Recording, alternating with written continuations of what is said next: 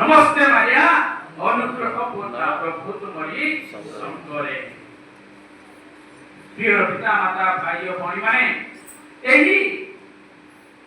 मान प्रार्थना रे नमस्ते मारिया आमे माने देखिबा बाइबल रे ताहा आधारित होई जेनो एही मान प्रार्थना एहा बाइबल भित्तिक प्रार्थना बाइबल रे आधारित गोटे प्रार्थना जाके लोक लिखित सुसमाचार अध्याय 1 पद 38 रे लिखा अछि जे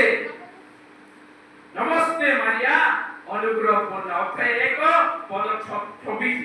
नमस्ते मारिया अनुग्रह पूर्ण प्रभु तुमरी संगे अछंती जहा दूत तांकु कहिथिले एवं नारी मानक मध्य रे तुमे धन्य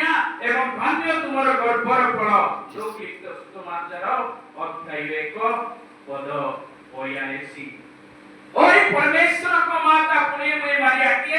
कहिथिले एलिजाबेथ से दिन पवित्र आत्मा को शक्ति रे पूर्ण होई कुमारी मारिया को से ओई परमेश्वर को माता बा ईश्वर को माता बोली से आख्या दिला तो जोरदार करो चलते ईश्वर को धन्यवाद देबा एवं नमस्ते मारिया रो सौभाग्य ओई परमेश्वर को माता पुण्य में मारिया आंभ माने को निमंते निवेदन करो आंभ माने को निमंते निवेदन करो या के विश्वासी माने एही प्रार्थना को जोड़ी कोन पाई विश्वासी माने एही प्रार्थना को जोड़ी दिले कानो जेतबे से माने कुमारी माने को मध्यस्थता रे प्रार्थना करे सेही समय रे से माने सबु फल प्राप्त करिथिले तेनो हमारे देखिबा याकूबक पत्र अध्याय 5 पद 16 रे लिखा अछि याकूबक पत्र अध्याय 5 पद 16 रे लिखा अछि जय धार्मिक व्यक्ति को प्रार्थना शक्तिशाली वो फलप्रद अटे यदि सही दिन कुमारी मारिया जदि धार्मिक जीवन जापन जदि करि न थाते ताले ईश्वरकर माता होई पाइथाते कि ना अरे कुमारी मारिया जने धार्मिक नारी थिबा जको जे ईश्वरकर माता बा निज गर्भ रे जे ईश्वर को पुत्र को से धरिबा पई योग्य विवेचित होय एवं एही पृथ्वी को सेही पुत्र को आनी देथिले आदि सेही विश्वास जगो आदि कुमारी मारिया को मध्यस्थता रे हम माने प्रार्थना करि खाओ प्रिय पिता माता भाई और भौणी माने আজি যদি আমারে কুমারী মানে কো সম্মানিত করবছো আমার কিছু হানি हो নাই বাস্তবরে কোনসি পুও যদি মানকর গৌরব হই থাকে কেবে সে নিজকে লজ্জিত করি ন থাকে আজি যদি কুমারী মানে কো আমারে সম্মানিত করিবা যিশু খ্রিস্ট মধ্য सबुबले गौरवान्वित होउथिले जेन हमरे केबेले से कुमारी मानिया को हमरे को जीवन रे आपे माने सम्मानित करिबा पाई पक्ष गुंजा हेबा गुनाही एवं विमल हृदय कुमारी माने को विमल हृदय अर्थ कुमारी माने को विमल हृदय सूचित करथाय यीशु को प्रति एवं ईश्वरकर प्रकार भक्ति एवं प्रेम को कुमारी माने को विमल हृदय सूचित करिथाय वर्तमान हमारे देखिबा यीशुकर विमल हृदय कोन यीशुकर विमल हृदय कोन मानव जाति प्रति तांकर हृदय रे जे अमाप प्रेम अछि सेही प्रेम को यीशुकर दिव्य हृदय सूचित करिथाय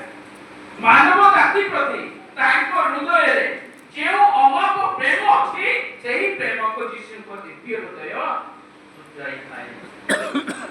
प्रिय पिता माता भाई और भौणी माने मानव को जाति को प्रति यीशु को क्यों अमाप प्रेम आपण माने निजे देखुथिबे सेही क्रॉस रे निजे मेष साप को साथी निज जीवन को उत्सर्ग करी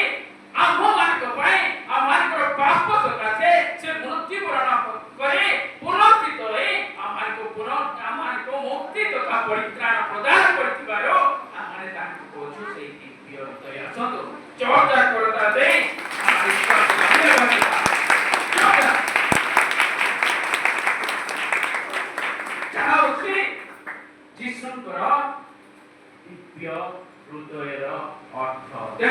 লিখিত ସୁମାଚର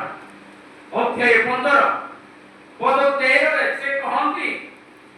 ଅଧ୍ୟାୟ 15 ପଦ 13 ରେ କହନ୍ତି, ବନ୍ଧୁମାନଙ୍କ ନିମନ୍ତେ ଜଣେ ବ୍ୟକ୍ତି ନିଜର ଜୀବନ ଉତ୍ସର୍ଗ କରିବା ଅପେକ୍ଷା ଶ୍ରେଷ୍ଠ ପ୍ରେମ ଆଉ କିଛି ନାହିଁ। ବନ୍ଧୁମାନଙ୍କ ନିମନ୍ତେ ଜଣେ ବ୍ୟକ୍ତି ନିଜର ଜୀବନ ଉତ୍ସର୍ଗ କରିବା ଅପେକ୍ଷା ଶ୍ରେଷ୍ଠ ପ୍ରେମ ଆଉ ନାହିଁ। ପ୍ରିୟ ପିତା ମାତା ଭାଇ ଓ ଭଉଣୀମାନେ, ହୃଦୟକୁ ଦେଖିଛନ୍ତି କି? ହୃଦୟକୁ ଦେଖିଛନ୍ତି କି? ମେଡିକାଲ ଟିମରେ ହୃଦୟକୁ ଦେଖିଛନ୍ତି, କିନ୍ତୁ ସେଇ ହୃଦୟରେ କଣ ବାହାରିଥାଏ? ପ୍ରେମ। ପ୍ରେମକୁ କିଏ ଦେଖିଛନ୍ତି? କିଏ ପ୍ରେମକୁ ଦେଖିଛନ୍ତି? ହାତ ଦେଖାନ୍ତୁ। ପ୍ରେମକୁ କେହି ଦେଖିପାରିବା, କିନ୍ତୁ ପ୍ରେମକୁ ଆମେ ଅନୁଭବ କରିପାରିବା। ଆମ ଜୀବନରେ ଆମେ ମାନେ ସେହି ପ୍ରେମକୁ ଅନୁଭବ କରିବା। ଆଜି ଯୀଶୁଙ୍କର ସେହି ଅମାପ ପ୍ରେମ ଥିବା ତ ନିଜର ଜୀବନକୁ ମଧ୍ୟ ଦେବା ପାଇଁ ଆଜି ସେହିପରି ପ୍ରେମ ଆମ ଜୀବନରେ ଆମେ ପ୍ରାପ୍ତ କରୁଛନ୍ତି। ଆଜି ସେହି ତ୍ୟାଗପୂର୍ଣ୍ଣ ପ୍ରେମ ମୋ ଜୀବନରେ, ମୋ ପରିବାର ପାଇଁ, ମୋ ମଣ୍ଡଳୀ ପାଇଁ ଅଛି କି? ତାହା ଆପଣମାନେ ନିଜେ ନିଜକୁ ଟିକେ ପ୍ରଶ୍ନ କରନ୍ତୁ। ଆଜିର ପ୍ରଥମ ପଠନରେ ଆମେ ଶୁଣିବାକୁ ପାଇଲୁ ଯେ ଈଶ୍ୱରଙ୍କର ହୃଦୟ